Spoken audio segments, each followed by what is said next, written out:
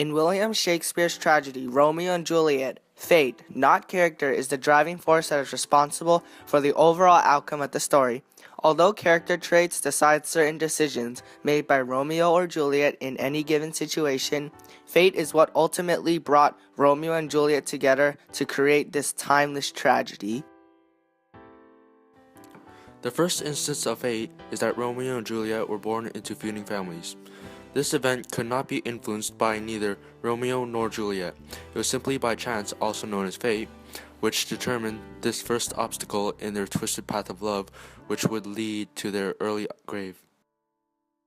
The second instance of fate occurs when Peter, an illiterate Capulet messenger, approaches Romeo and Benvolio for help to read the party invitation. Out of everyone else the messenger could have asked for help, he decided to ask Romeo and Benvolio. Through this fateful meeting, Romeo learns of the Capulet party, which eventually leads to his meeting of Juliet. After Romeo kills Tybalt, Prince Aeschylus decides to banish Romeo instead of having him executed, which he previously said he would do.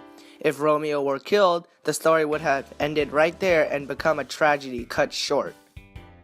Fate continues to move the story along and is next involved in the events following Juliet's fake death.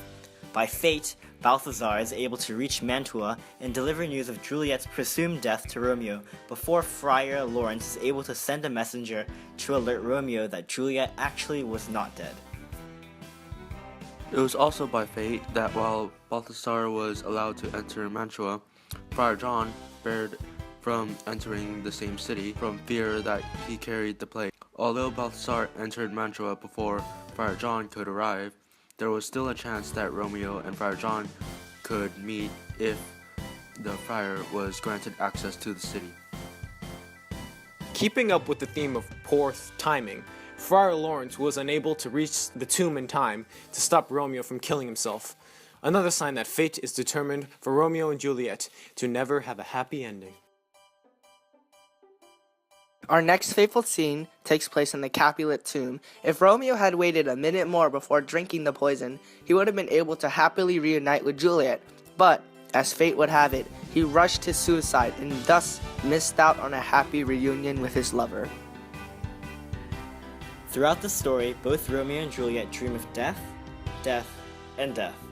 These dark dreams represent both of their fates. Death. The story of Romeo and Juliet is truly a tragedy of fate.